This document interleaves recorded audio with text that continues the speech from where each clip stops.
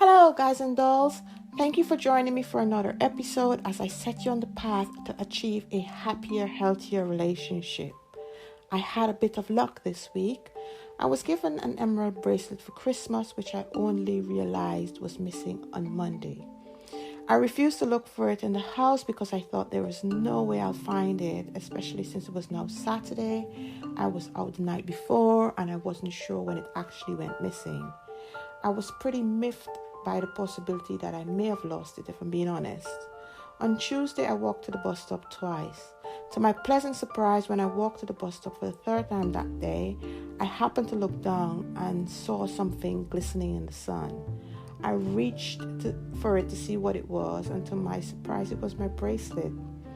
I couldn't believe it, especially since it was a main road. People must have been walking up and down. Lady Luck was on my side. I was reunited with my bracelet, which must have been there since Friday. I hope you're having some luck today, whichever part of the world you're joining me from. Right, let's get to it. What are the best compatibility tests for couples? How do you know if you're compatible with someone? How do you test for love compatibility? If these are some of the questions you need answered, then join me as I will be talking about couples compatibility in this episode. Does compatibility matter in a relationship? The answer is a resounding yes, especially if you're looking for long-term love or a long-term relationship. In most cases, we can't help who we're physically drawn to, but if you're looking for consummate love, it's important to understand relationship compatibility. Consummate love is one of the 8 types of love, the one that couples strive to achieve, as it has all 3 elements from the triangular theory, which are passion, intimacy, and commitment. I will be talking more about the types of love as we go along. While I'm by no means trying to take the romance out of love by making it a science-based encounter, if you want to experience stronger, longer-lasting relationship, it's essential to understand what goes on behind chemistry. I believe these relationship advice combined with attraction can help you develop a fulfilling and longer-lasting relationship with stronger bond and better intimacy. Romantic love is one of the most powerful sensations on earth. Do you remember the first kiss or how your partner smells? From your partner's touch to the way they smell, every moment is indulging. There are several reasons why we fall in love with one person over another. The primary factor that ignites romance is our childhood experience, from which we form a love map. Other factors may include timing, culture, background, proximity, mystery, etc. The love map is an unconscious list of traits that is built during childhood and is solidified during the adolescence years. Psychologist John Mooney theorizes that we start developing our love map between the ages of 5 and 8. For example, you may want a partner with similar traits or physical feature to your opposite parent. This mental template is complex and unique. Although these traits may be fixed in some cases, it can change based on our experience as an adult. For example, if you date someone you don't normally date and they change your view on a specific type of person. Falling in love is easy, but how do you make your relationship last? As you can see, there are several factors at play, from attraction to falling in love and finally taking the leap to commitment.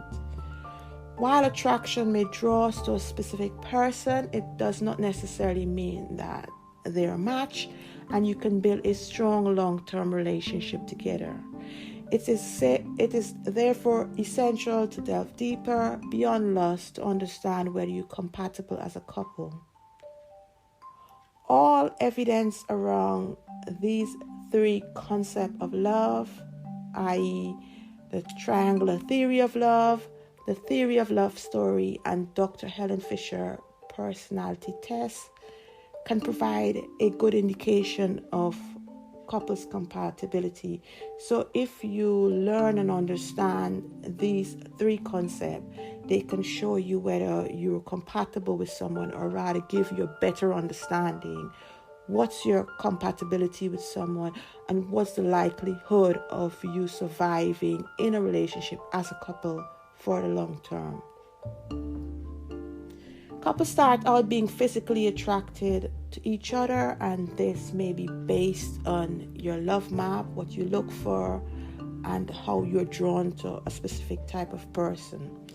In cases where it seems like opposite attract in terms of different personality traits, social status, interests, values, etc., it's your love story that matches, and that may draw you to a specific person. For example, if you think about Sophie Harmon from Made in Chelsea and Tom Zanetti, even though they seem like a unlikely match, they are somehow drawn to each other as a couple, and this may be because their love story matches. Using Helen Fisher's compatibility test can set you on the path to figuring out your ideal match.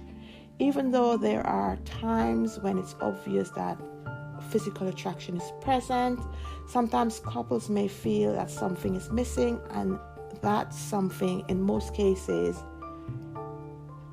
is a mismatch of love stories. Therefore, while a love map may draw us to someone without a love story matches, you will eventually drift apart. One can argue that what's most essential to understanding compatibility with a romantic partner is the matching of love stories. So I'm going to now look at each of those concepts individually, starting with the Helen Fisher personality test. Our personality signature influences our thought process and behavior.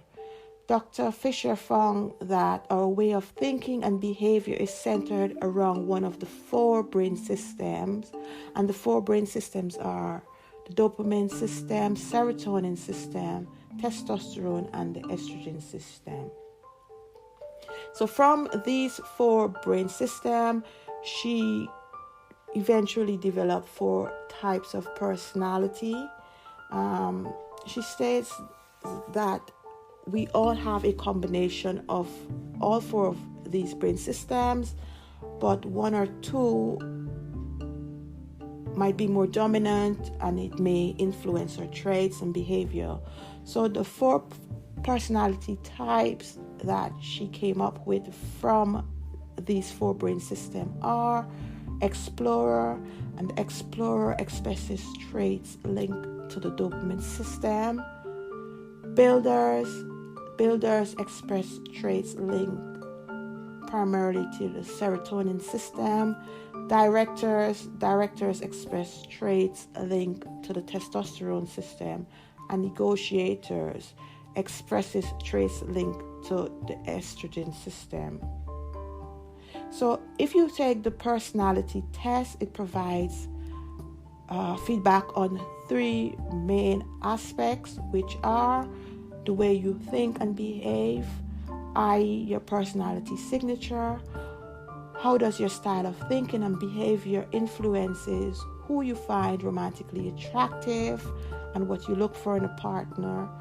And thirdly, compatibility, strength and weakness of your connection to a different personality type, and how you get along with a specific personality type in a long-term relationship.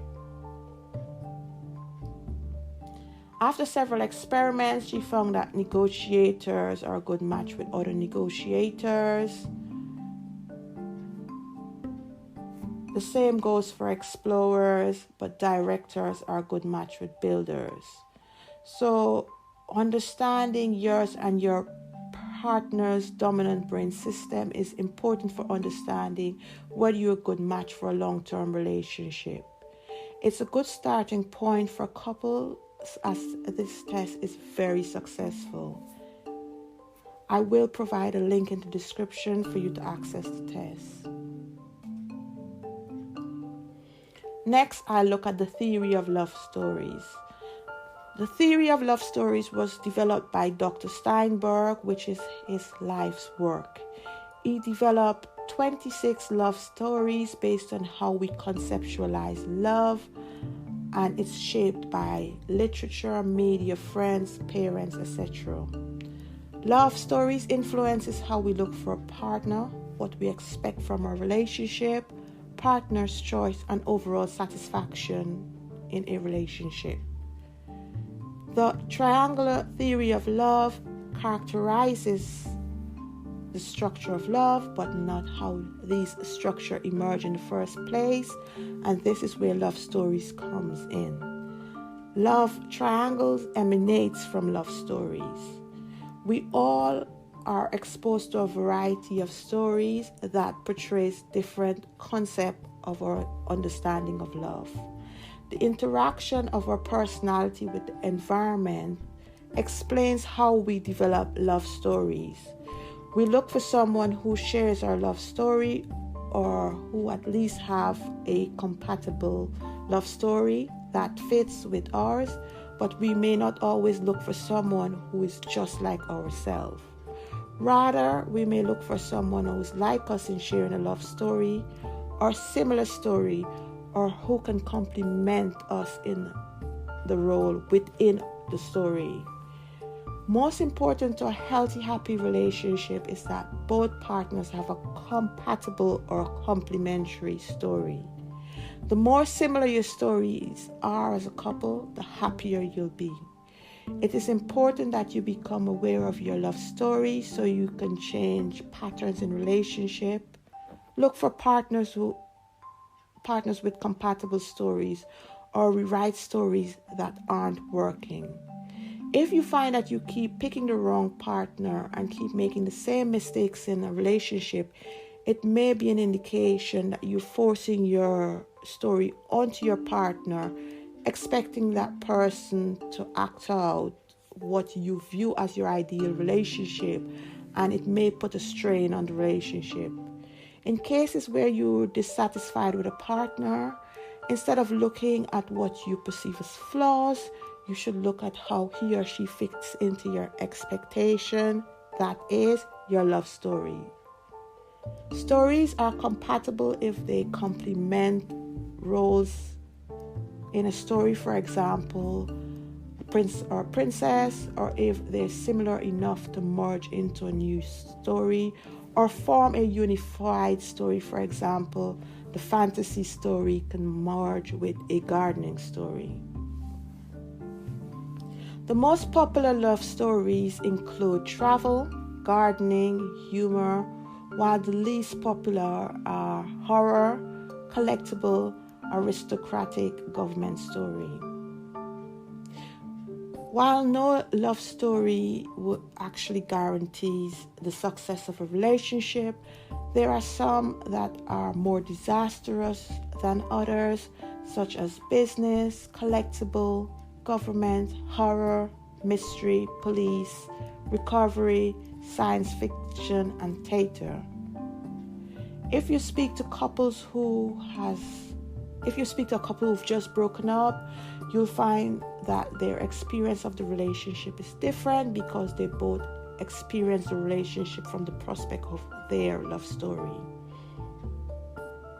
I know this currently sounds like a random list of words at the moment, but if you have a look at the types of love stories and the explanation behind each type,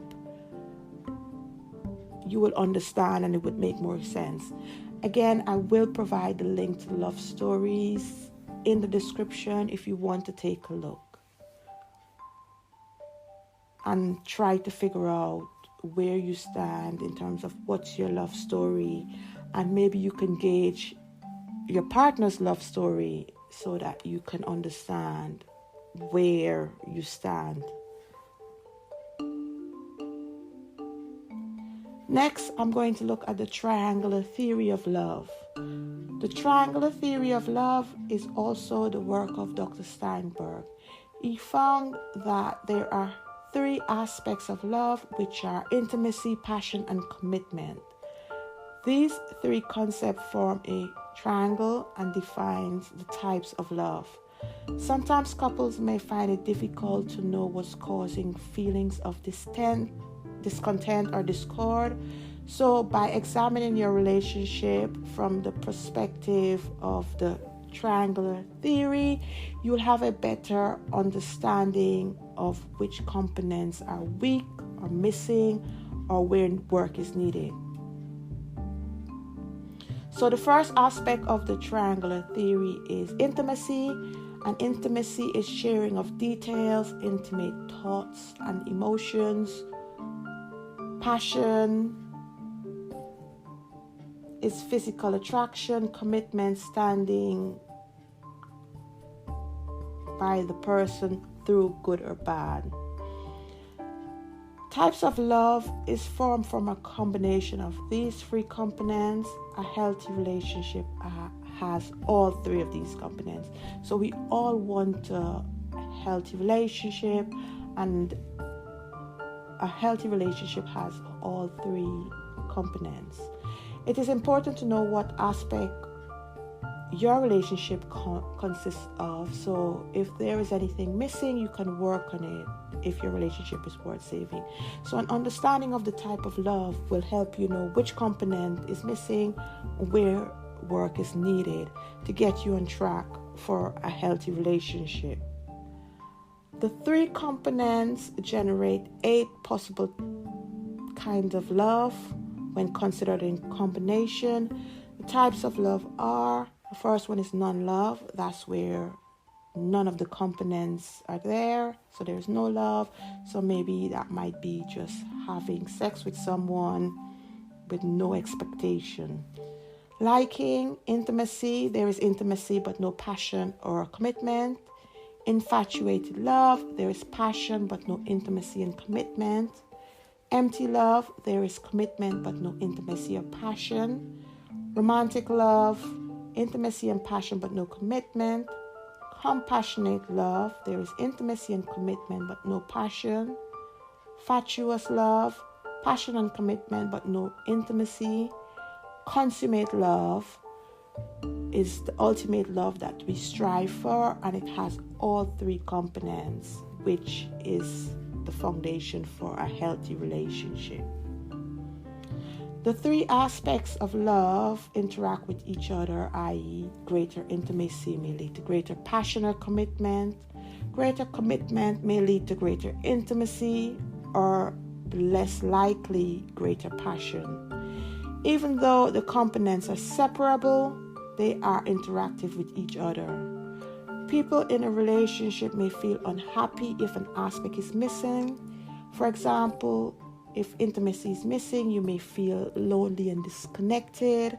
Similarly, if commitment is missing, you may feel frustrated or betrayed, and so on. With an understanding of the type of love you share with your other half, you can see what is missing and where work is needed. I will provide a link in the description to a worksheet that you can use to figure out what type of love you have with your partner, since it can help you to figure out what aspect is missing and where work is actually needed. So that's it. I'm very eager to know whether you've enjoyed this episode, so please leave me a voice message with a comment, question, feedback, etc. You can tag me on Instagram or Twitter with any questions. I have provided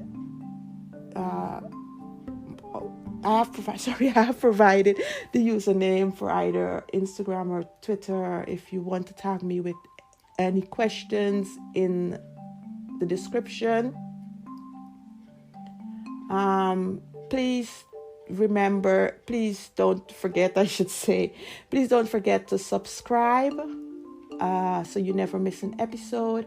If you find this information useful and you think there is one of your friend or family that might also find it useful to build happier, healthy relationship, please forward.